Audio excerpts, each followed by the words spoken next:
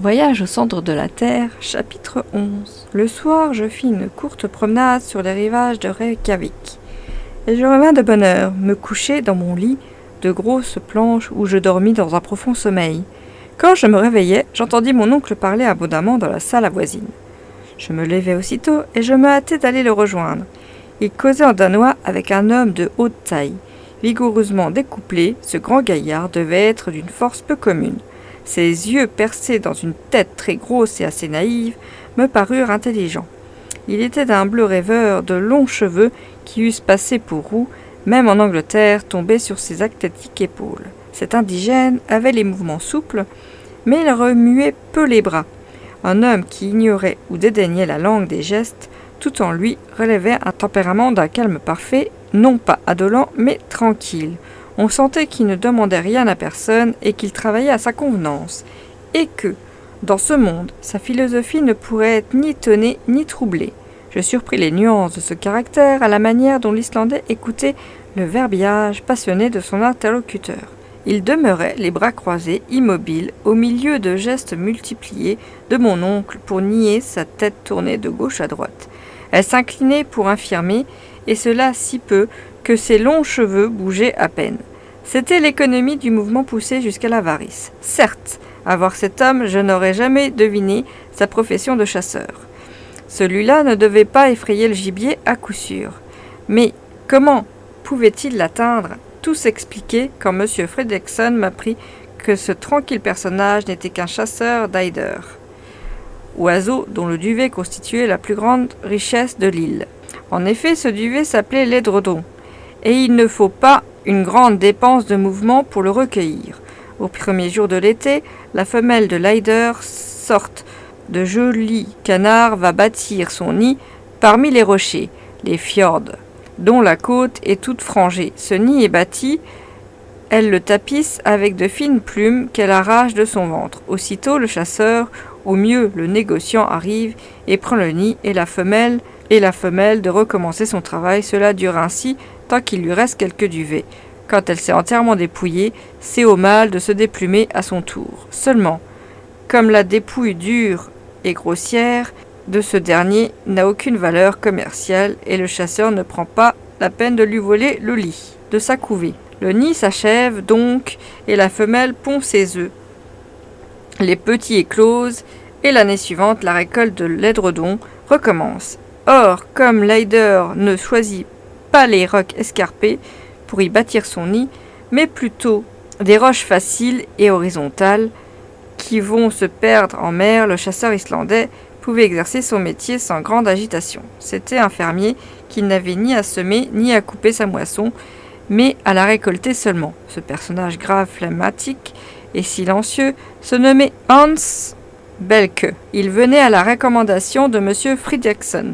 C'était notre futur guide. Ses manières contrastaient singulièrement avec celles de mon oncle. Cependant, ils s'étendirent facilement. Ni l'un ni l'autre ne regardait au prix. L'un prêt à accepter ce qu'on lui offrait, l'autre prêt à donner ce qui lui serait demandé. Jamais marché ne fut plus facile à conclure. Hors des conventions, il résulta que M. Hans s'engageait à nous conduire au village de Stapi, situé sur la côte méridionale de la presqu'île de Snæfell, au pied même du volcan. Il fallait compter par terre 22 000 environ voyage à faire en 2 jours, suivant l'opinion de mon oncle. Mais quand il apprit qu'il s'agissait de 1000 Danois et 24 000 pieds, il dut rabattre de son calcul et compter, vu l'insuffisance de ses chemins, sur 7 ou 8 jours de marche. 4 chevaux devraient être mis à disposition, 2 pour le porteur, lui et moi, et 2 autres destinés à nos bagages. Hans, suivant son habitude, irait à pied. Il connaissait parfaitement cette partie de la côte et il promit de prendre par le plus court. Son engagement avec mon oncle n'expirait pas à notre arrivée à Stapi. Il demeurait à son service pendant tout le temps nécessaire à notre excursion scientifique au prix de 3 riksals par semaine. Seulement, il fut expressément convenu que cette somme serait comptée au guide chaque samedi soir à condition sine qua non de son engagement. Le départ fut fixé au 16 juin. Mon oncle voulut remettre au chasseur les arts du marché, mais celui-ci refusa d'un seul mot. « Efter », fit-il. « Après, me dit le professeur, pour mon édification. » Hans, le traité conclu, se retira tout d'une pièce. « Un fameux homme », s'écria mon oncle, mais il ne s'attend guère au meilleur rôle que l'avenir lui réserve de jouer. Il nous accompagne donc jusqu'où ? Oui, Axel. Jusqu'au centre de la Terre. 48 heures restaient encore à passer. À mon grand regret, je dus employer à nos préparatifs. Toute notre intelligence fut employée à disposer chaque objet de la façon la plus avantageuse, les instruments d'un côté, les armes d'un autre, les outils dans ce paquet, les vivres dans celui-là, tous 4 groupes. Les instruments prenaient un thermomètre centigrade de Hegel, gradué jusqu'à 150 degrés, ce qui me paraissait trop ou pas assez. Trop si la chaleur ambiante devait monter là auquel cas nous aurions cuit, pas assez s'il s'agissait de mesurer la température de source ou toute autre matière en fusion. Un nanomètre à air comprimé disposé de manière à indiquer les pressions supérieures à celles de l'atmosphère au niveau de l'océan. En effet, le baromètre ordinaire n'eût pas suffi à la pression atmosphérique, devant augmenter proportionnellement à notre descente en dessous de la surface de la Terre. Troisième, un chronomètre de Boissonnas, jeune de Genève, parfaitement réglé au méridional de Hambourg. Quatrième, 2 boussoles d'inclinaison et de déclinaison. Cinquième, une lunette de nuit. Sixième, 2 appareils de Ruckkerf qui, au moyen d'un courant électrique, donnaient une lumière très portative, sûre et peu encombrante. 5. Les armes, constituées en 2 carabines de Pudler-Moore et compagnie et de 2 revolvers Colt. Pourquoi des armes ? Nous n'avions ni sauvages ni bêtes féroces à redouter, je suppose. Mon oncle paraissait tenir à son arsenal comme à ses instruments, surtout à une notable quantité de fulmi-coton inaltérable, à l'humidité et dont la force expansive est fort supérieure à celle de la poudre ordinaire. L'appareil de M. Ruckkerf consiste en une pile de benzène mise en activité au moyen du bichromate de potasse qui ne donne aucune odeur. Une bobine d'induction met l'électricité produite par la pile en communication avec une lanterne d'une disposition particulière.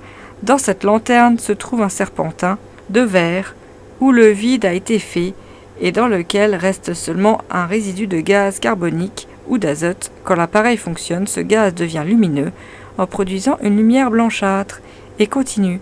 La pile et la bobine sont placées dans un sac de cuir que le voyageur porte en bandoulière.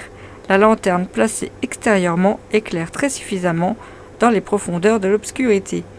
Elle permet de s'aventurer sans crainte d'aucune explosion au milieu des gaz les plus inflammables et ne s'éteint pas même en sein des plus profondeurs cours d'eau. Monsieur Ruckkerf est un savant et habile physicien. Sa grande découverte, c'est sa bobine d'induction qui permet de produire de l'électricité à haute tension.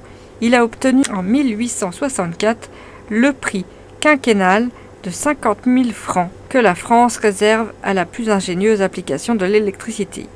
Les outils comprenaient 2 pics, 2 pioches, une échelle de soie, 3 bâtons ferrés, une hache, un marteau, une douzaine de coins de pitons de fer et de longues cordes à nœuds.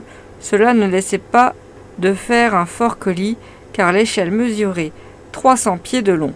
Enfin, il y avait les provisions. Le paquet n'était pas gros, mais rassurant, car je savais qu'en viande concentrée et en biscuits secs, il contenait pour 6 mois de vivres. Le genièvre en formait toute la partie liquide, et l'eau manquait totalement, mais nous avions des gourdes, et mon oncle comptait sur les sources pour les remplir. Les objections que j'avais pu faire sur leur quantité, leur température, et même leur absence étaient restées sans succès. Pour compléter la nomenclature exacte de nos articles de voyage, je notais une pharmacie portative contenant des ciseaux à lame, mousse, des attelles pour les fractures, une pièce de ruban en filet cru, des bandes, des compresses, des sparadraps, une palette pour saigner, toutes choses effrayantes, et plus une série de flacons contenant la dextérine, de l'alcool vulnéaire, de l'acétate, du plomb liquide, de l'éther, du vinaigre, de l'ammoniac, toute drogue d'un emploi peu rassurant, enfin les matières nécessaires pour l'appareil de Rumkov. Mon oncle n'avait eu garde d'oublier la provision de tabac, de poudre de chasse et d'amadou, non plus qu'une ceinture de cuir qu'il portait autour des reins et où se trouvait une suffisante quantité de monnaie, d'argent, d'or et de papier. De bonnes chaussures, rendues imperméables par un enduit de goudron et de gomme élastique, se trouvaient au nombre de 6 paires, dont les groupes et des outils ainsi vêtus. Chaussés équipés, il n'y a aucune raison pour ne pas aller loin, me dit mon oncle. Rendu imperméable, me dit mon oncle. La journée du 14 fut employée tout entière à disposer ces différents objets. Le soir, nous dînâmes chez le baron Trump en compagnie du maire de Reykjavik et du docteur Hjaltalin, un grand médecin du pays.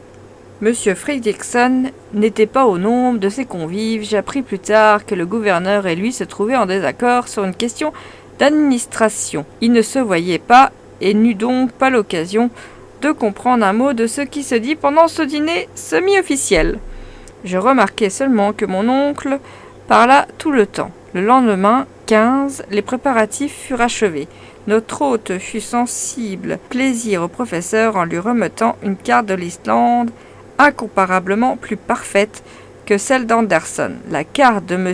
Olaf Nicolas Olsson, réduit au 1 sur 480 000, est publiée par la Société littéraire islandaise, d'après les travaux géodésiques de M. Kjell-Frisak et le levé topographique de M. Born Gumlangsson. C'était un précieux document pour un minéralogiste. La dernière soirée se passa dans une intime causerie avec M. Fredriksson, pour lequel je me sentais pris d'une vive sympathie. Puis à la conversation succéda un sommeil assez agité de ma part du moins. À 5 heures du matin, le hennissement de 4 chevaux qui piaffaient sous ma fenêtre me réveilla. Je m'habillai à la hâte et je descendis dans la rue. Là, Hans achevait de charger nos bagages sans se remuer pour ainsi dire. Cependant, il opérait avec une adresse peu commune. Mon oncle faisait plus de bruit que de besogne, et le guide paraissait se soucier fort peu de ses recommandations. Tout fut terminé à 6 heures. M. Fredriksson nous serra les mains. Mon oncle remercia en islandais de sa bienveillance, hospitalité, et avec beaucoup de cœur. Quant à moi, j'ébauchai dans mon meilleur latin quelques saluts cordiaux, puis nous nous mîmes en selle. M. Fredriksson me lança avec son dernier adieu. Ce vers en Virgile semblait avoir fait pour nous, voyageurs incertains de la route. Fin du chapitre 11.